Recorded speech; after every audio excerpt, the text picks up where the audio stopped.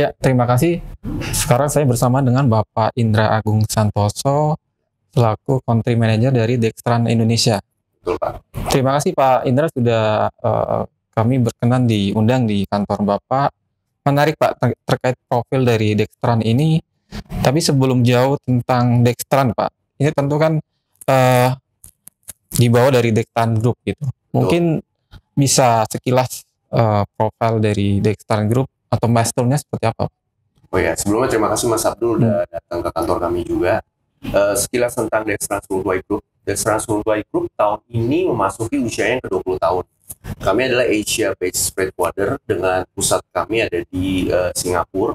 Kami ada di 10 negara dan 30 lokasi di seluruh Southeast Asia, Korea, dan China. Kami berfokus menyediakan logistik service yang mengintegrasikan seluruh negara dalam jaringan kami ke Asia dan pada akhirnya ke dunia. Oke. Tersebar di 10 negara Pak. Persisnya kalau di Indonesia itu per kapan Pak? Dan apa menariknya Indonesia bagi Dextran Pak? Oh, kalau Indonesia sendiri sudah didirikan sejak tahun 2005. Jadi tahun ini kami bakal masuk usia kami yang ke-18 tahun. 18 tahun. Oke. Dan apa menariknya bagi Dextran memasuki pasar logistik Indonesia waktu itu Pak? Oke, landscape Indonesia, logistik Indonesia sendiri sebenarnya sangat menarik. Seperti kita tahu, Indonesia itu adalah negara kepulauan. Indonesia memiliki lebih dari 17.000 pulau ya. Tapi domestic seaport itu hanya sekitar 150 plus. Dan international main port actually sekarang cuma 5 aja. Dan 3 diantaranya ada di Pulau Jawa, di Jakarta, Semarang, dan di Surabaya. Tentunya kalau kita ngomong kebutuhan internasional logistik dan lain-lain itu sangat menarik karena tidak semua barang sebenarnya diproduksi di Jawa. Banyak barang-barang juga diproduksi di pulau yang lain. Nah itu menyebabkan untuk dan maupun untuk ekspor maupun impor itu kebutuhan di logistik di domestik itu sangat besar sih. Simpelnya secara market Indonesia sangat Indonesia ekspor maupun impor itu sangat besar. Baik. Dan challenge logistiknya juga sangat besar. Karena itu kami coba hadir untuk memberikan solusi connectivity antara lokal market sendiri ke international market. Baik. Dari 10 negara itu kan dominan tersebar di negara Asia Tenggara dan Asia Timur gitu Pak. Apakah kawasan ini memang jadi fokus market dari Dextran Pak gitu? Southeast Asia dan China memang dari awal sebenarnya grup kita punya pilihan apakah kita mau seperti yang lain kita buat satu persatu di seluruh dunia gitu kan. Tapi di awal mereka memutuskan bahwa kita adalah Asia based freight forwarder. Jadi seluruh investasi yang kita punya kita alokasikan untuk membuild sesuatu di Asia. Oke. Itu merupakan jadi bagian dari positioning dari perusahaan gitu ya Pak? Betul. Oke. 18 tahun itu kan bukan waktu yang sebentar gitu. Tentu sudah banyak capaian-capaian yang dari perusahaan yang sudah didapati gitu. Sampai hari ini Pak, secara jaringan atau mungkin aset yang sudah diperoleh dari Dextran itu seperti apa? Kalau saat ini sih di Dextran Indonesia sendiri kami ada di 7 lokasi ya. Kami ada di Jakarta, Semarang, Surabaya, Medan, Balikpapan, Bandung, dan yang satu lagi yang kemarin baru kita buat adalah Air Freight Airport Office, itu ada di Suwarna. Itu tuh mengakomodir seluruh kebutuhan impor by air kami. Gitu. Oke. Kalau gambaran asetnya, apakah ini merupakan perusahaan yang non-asset based atau seperti apa semua? Seperti kebanyakan multinational company lain, kami non-asset based company. Tapi kami punya local partner juga yang punya berbagai aset seperti truk dan berbagai aset lainnya dan gudang dan lain. Itu kami yang mengelola semuanya itu sih sebetulnya. Oke. Dari sisi pendapatan, tentunya selama 3 tahun terakhir ini kan ada dinamika Pak, termasuk dari pandemi ini. Apakah juga mempengaruhi di situ Pak, dari sisi pendapatan Pak?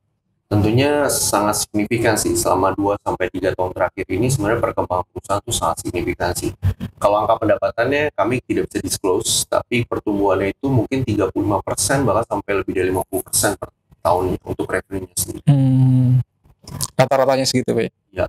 Oke. Tapi itu juga kan didorong oleh faktor bahwa kemarin kebutuhan freight-nya juga mungkin freight tidak terlalu meningkat, tapi angka freightnya sendiri kan sangat tinggi ya, bisa sampai 7 sampai 10 kali lipat dari angka normal freight saat ini. Oke. Bahkan pertumbuhan perusahaan juga dari sisi revenue sangat tinggi. Baik. Dextran ini kan ada sekitar 5 layanan gitu ya Pak. Ya. Tentu mungkin pasti ada dari masing-masing layanan punya proporsi pendapatan yang mana yang paling besar gitu Pak. Mungkin bisa dijelaskan Pak. Saat ini kalau yang non regular shipment, kami berfokus pada project logistik sebenarnya.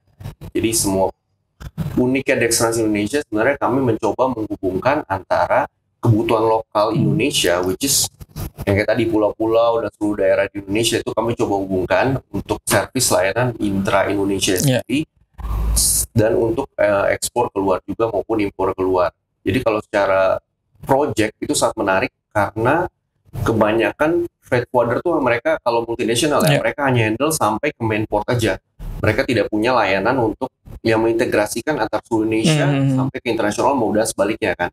Sedangkan kami punya domestik dan project division kami sendiri, itu mereka bisa mengintegrasikan seluruh sebenarnya.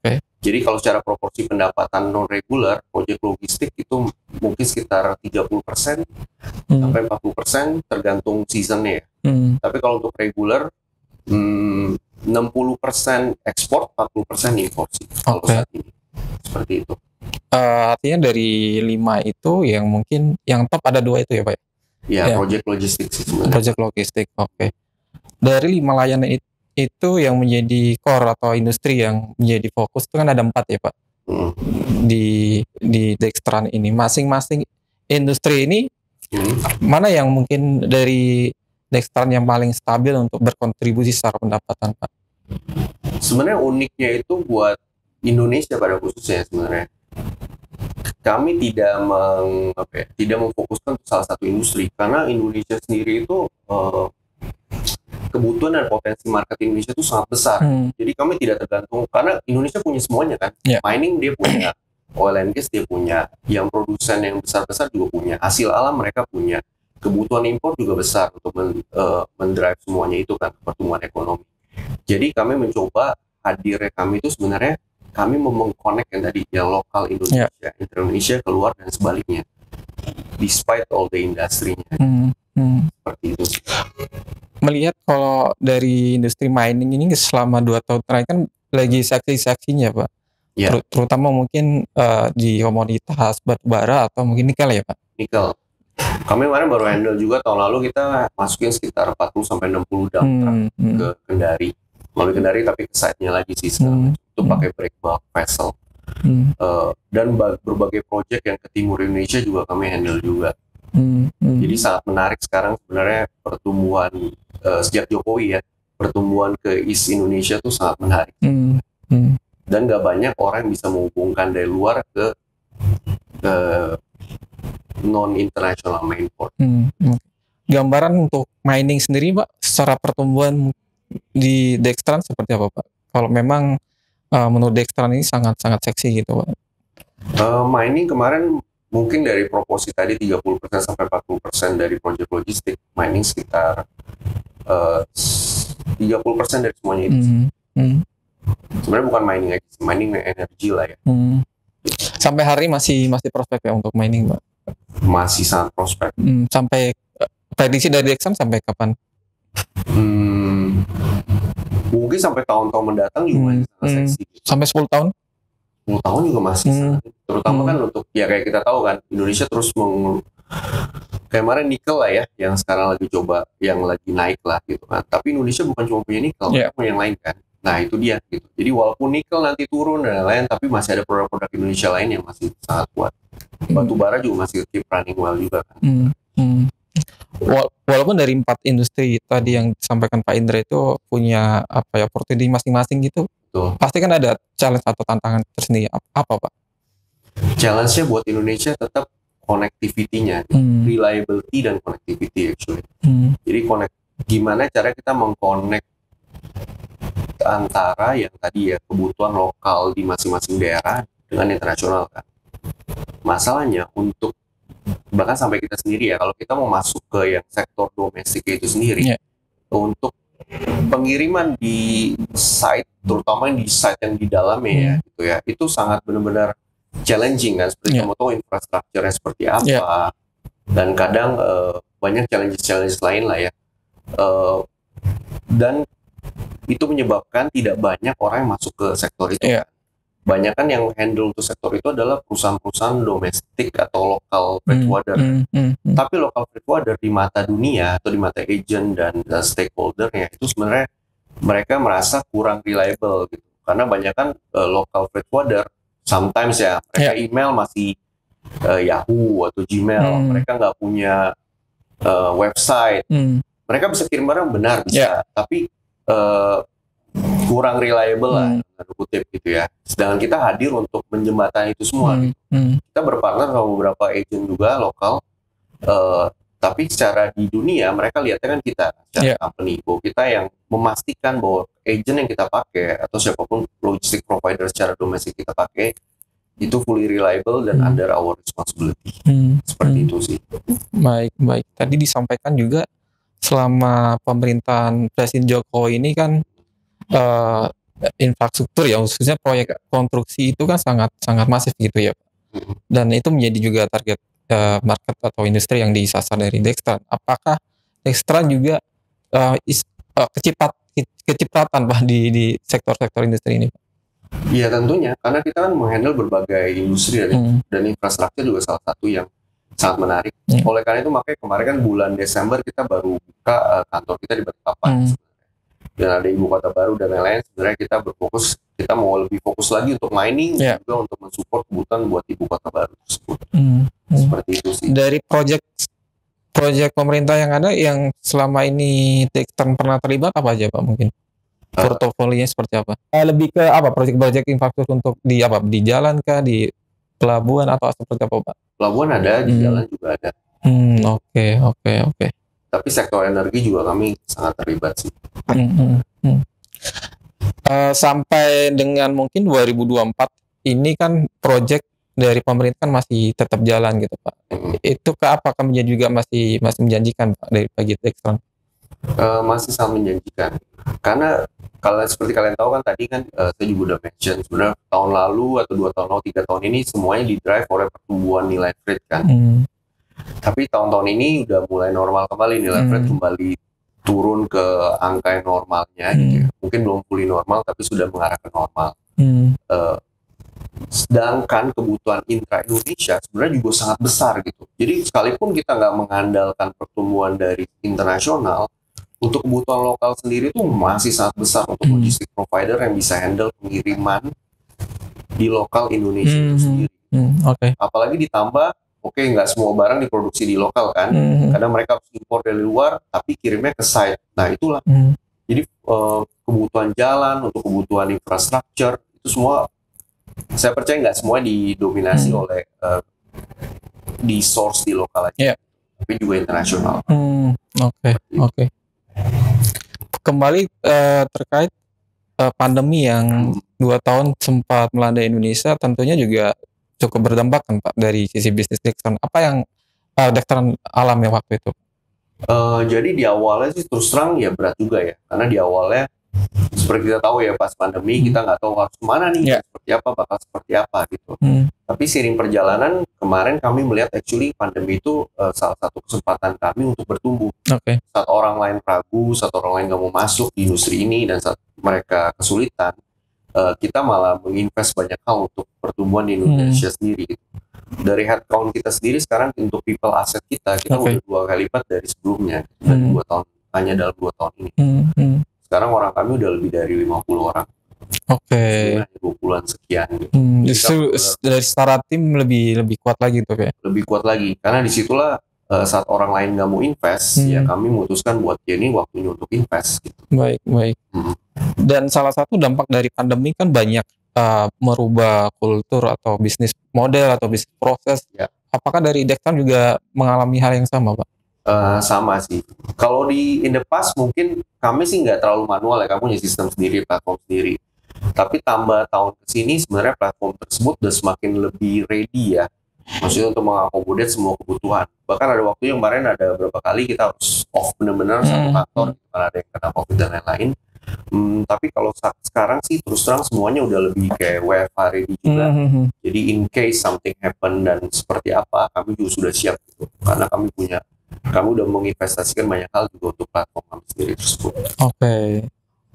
Walaupun sebelumnya sudah sangat digital, di-upgrade lagi tuh ya, Pak? Di-upgrade lagi karena sekarang udah bisa mengakomodir semua hal tersebut gitu. Dan orang bukan hanya sistem yang ready ya, tapi orang-orangnya pun ready gitu. Kalau sebelumnya mungkin mereka kan merasa, wah kalau nggak ke kantor susah nih kerjanya gitu. Tapi sekarang enggak juga gitu. Oke. Gambaran digitalisasi yang Pak Indra maksud seperti apa? Maksudnya apa yang di-upgrade saja? Kalau sekarang dalam waktu dekat kita sedang merevamp website kita dan lain-lain, itu nanti bisa lebih mengakomodir kebutuhan untuk digital dan lain-lain, untuk track and trace dan sistem yang lebih akomodatif dan beradaptasi dengan kebutuhan sekarang. Kami sedang merevamp semuanya itu. Gitu. Terus kalau untuk kita juga invest banyak hal di digital marketing juga. Terus kita punya tim yang ready untuk semuanya itu sebenarnya sekarang, dan mereka lebih aware sekarang kebutuhan untuk itu karena pada dasarnya freight forwarder sendiri kan industrinya tradisional ya, gitu. Tapi kita juga nggak bisa escape dari bahwa at some point semuanya akan terdigitalize juga, dan kami nggak mau nunggu sampai terpaksa untuk melakukan digitalisasi kan. Jadi saat ini kami juga banyak menginvestasikan banyak hal untuk mendigitalisasi semuanya. Umumnya kalau untuk digitalisasi kan ada output yang ingin diharapkan, Pak. Antara untuk percepatan layanan atau untuk menekan cost itu. Mana yang menjadi prioritas dari Dextran, Pak? Saat ini sih sebenarnya kalau layanan sebenarnya lebih ke arah mempercepat pelayanan ya. Karena kalau customer terbiasa dan maksudnya mereka sudah adapt dengan segala infrastruktur yang kita punya, secara tidak langsung outputnya akan lebih cepat. Output lebih cepat, pertumbuhannya cepat, sebenarnya cost-nya akan turun. Seperti itu. Apakah sudah menuju untuk istilahnya mungkin paperless, Pak? Mungkin Pak apa? Sudah menuju paperless kan. Proporsinya seperti apa? Maksudnya apakah beberapa masih dilakukan manual atau masih? Jadi masih ongoing sih sebenarnya. Tapi udah lebih dari 70% lah kita udah paperless. Apa tantangannya Pak untuk menuju bisa paperless? Tantangannya kan kayak tadi saya bilang orangnya sendiri mungkin nggak siap, sistemnya juga nggak siap. Tapi sistem yang kita kembangkan sekarang udah lebih adaptable lagi, dan orang-orangnya pun lebih siap lagi sekarang karena mereka kan udah terbiasa juga. Kemarin pandemi nggak mungkin dong tanda tangan langsung gitu kan segala macam. Jadi sekarang mereka udah lebih aware karena semua proses approval juga by digital, dan semua update dan upgrade ke customer bla bla bla itu juga semua digitalisasi dengan baik. Tahun lalu selain pasca pandemi kan ada beberapa isu Pak ya secara nasional untuk logistik itu, mulai dari kenaikan BBM gitu, atau mungkin yang untuk zero odol yang harusnya tahun ini. Secara bisnis apakah itu juga berpengaruh di Dextran, Pak? Saat ini sih tidak terlalu berpengaruh. Dari struktur cost-nya yang ketika mungkin ada kenaikan BBM itu mau tidak mau melakukan restrukturisasi cost gitu. Kalau cost sendiri dengan kenaikan BBM pasti meningkat. Tapi di lain pihak sebenarnya demand-nya juga ada kan. Jadi selama semua orang aware bahwa kenaikannya itu karena kebijakan pemerintah, mereka sebenarnya semuanya menerima sih. Dan kalau untuk internasional sendiri sebenarnya kan berbeda hal ya. Oke, BBM naik dan lain-lain. Kemarin walaupun BBM atau minyaknya naik, tapi itu juga sebelum kenaikan minyak pun sebenarnya harga freight sudah naik kan. 5 kali lipat, 6 kali lipat, 7 kali lipat karena demand waktu itu kan. Gitu. Jadi saat ini sebenarnya malah freight-nya sendiri kalau internasional turun. Gitu. Hanya lokalnya sendiri yang mungkin kayak tadi dengan kenaikan BBM dan kebijakan tertentu, ya selama kebijakan untuk kebaikan semua orang gitu, untuk stakeholder logistiknya sendiri, ya kita harus dukung. Kalau untuk zero ozone sama sekali nggak ada ya Pak? Karena kan juga menangani untuk layanan project kargo yang secara kargonya juga besar-besar yang mungkin ada potensi untuk odol. Kalau zero odol saat ini belum bisa dipulih ya karena ya emang ya tadi untuk project logistik sendiri sudah pasti over semuanya. Iya betul. Jadi itu sesuatu yang harus didiskusikan ke ke depannya harus seperti apa. Kalau Dan- pemerintah mau memperlakukan itu fully, itu berarti harus ada kesepakatan atau jalan keluar untuk barang-barang tertentu yang memang tidak bisa diakomodasi dengan jalur yang normal. Andai pun nanti misalnya zero odol ini dipaksakan, seberapa berdampak untuk merubah struktur cost di proyek-proyek kargo ini? Apakah sangat mungkin peningkatan cost sangat besar gitu? Udah pasti peningkatan cost pasti sangat besar karena opsi-opsi untuk mengirim barang ke suatu tempat itu gitu, apalagi yang remote area itu semakin terbatas lagi kan. Sekarang sebelum zero odol aja udah terbatas pilihannya gitu, infrastrukturnya juga sangat terbatas. Kadang itu harus multimodal transportation ya, karena kita harus combine berbagai hal ya. LCT kadang harus pakai BART juga, terus sisanya juga harus ubah transportasinya lagi. Itu bakal challenging banget. Oke. Di luar isu zero odol dan BBM, apakah ada isu lain yang mungkin jadi perhatian dari Dextran, Pak? Isunya sendiri sebenarnya adalah berapa cepat infrastruktur untuk remote area, terutama timur Indonesia itu terbangun. Semakin cepat infrastruktur terbangun, semakin murah juga konsumsi. Itu kan pemerataan.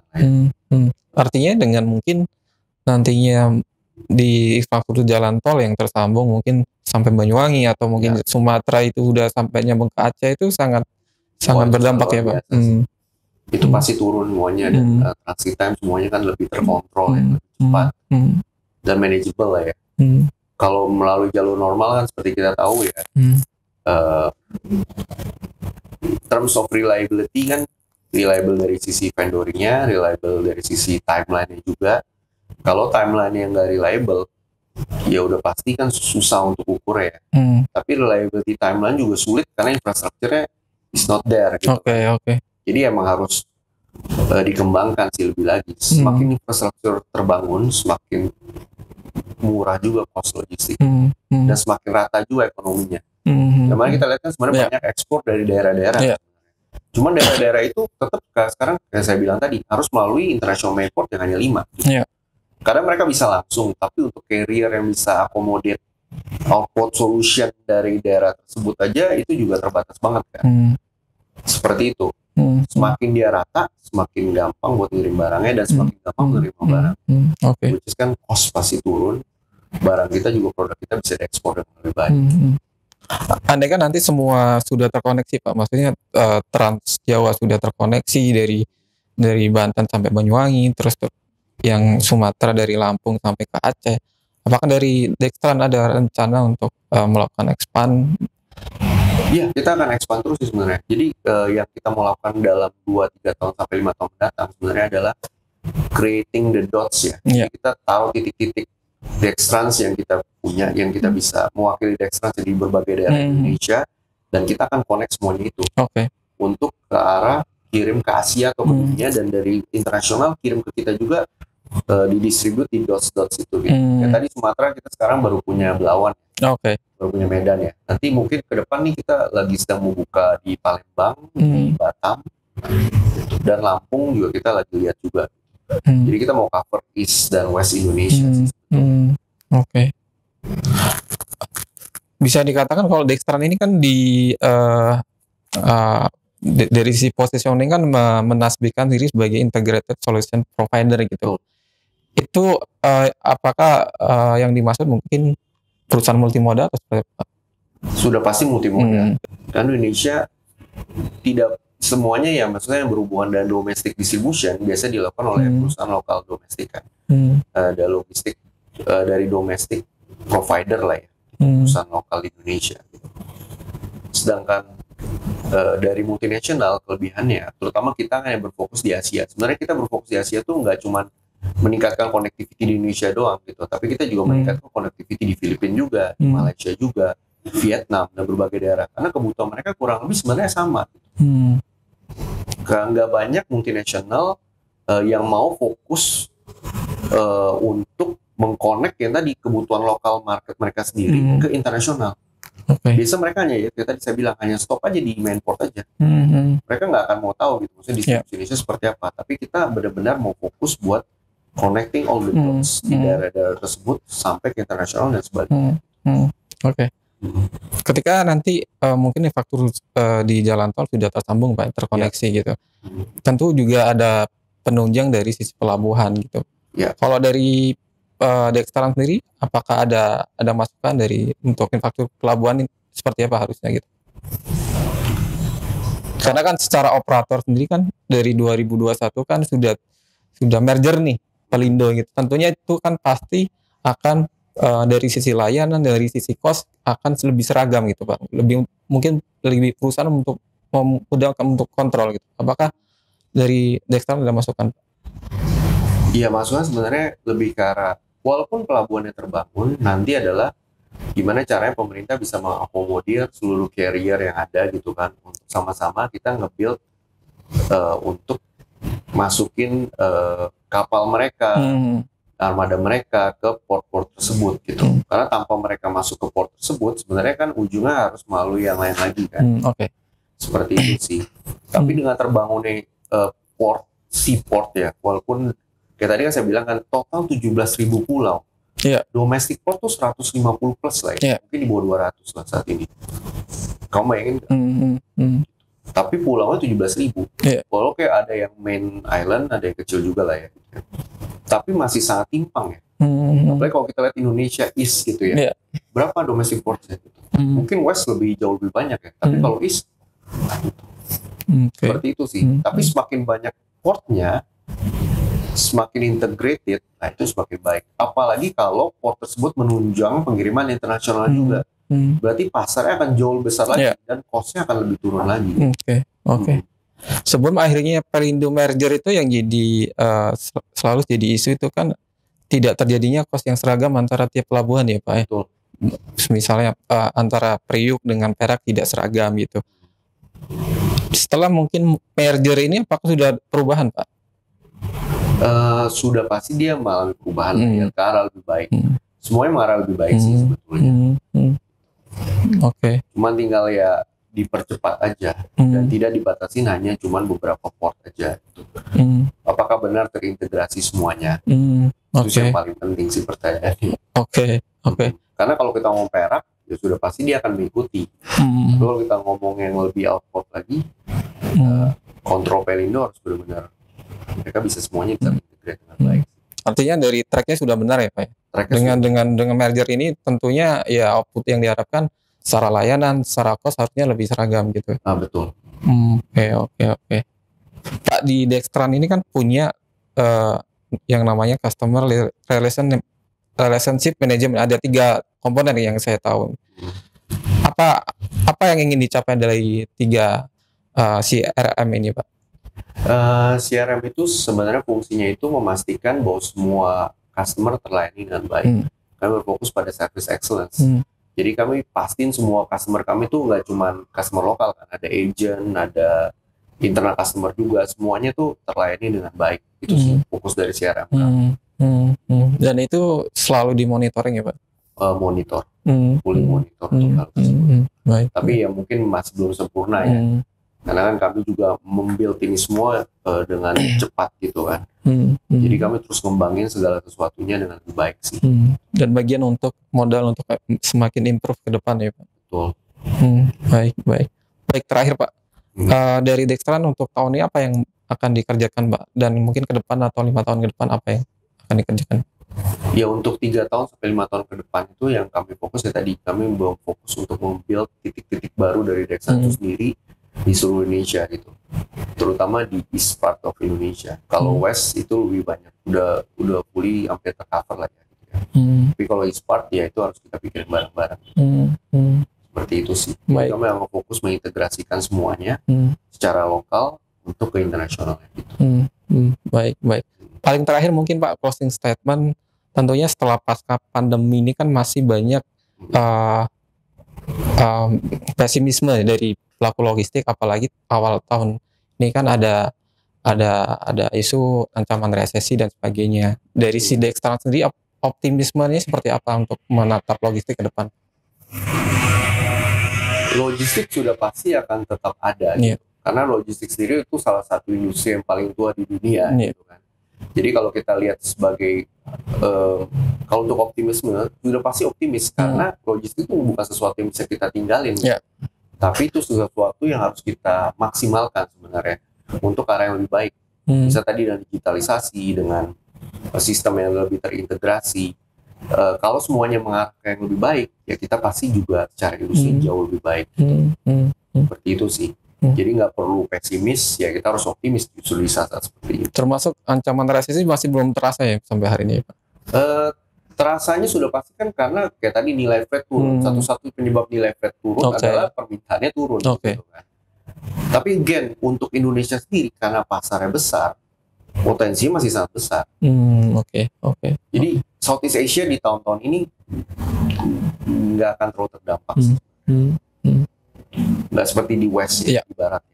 Cuman kalau negara-negara di Asia Tenggara, menurut saya sih, terutama Indonesia dengan penduduk dan infrastruktur seperti ini sekarang gitu ya, maksudnya harusnya jauh lebih baik. Baik. Terima kasih Pak Indra untuk waktunya bersama Trasgo, Pak. Sukses untuk segala planning dari Dextran. Terima kasih. Amin. Thank you, Pak. Siap.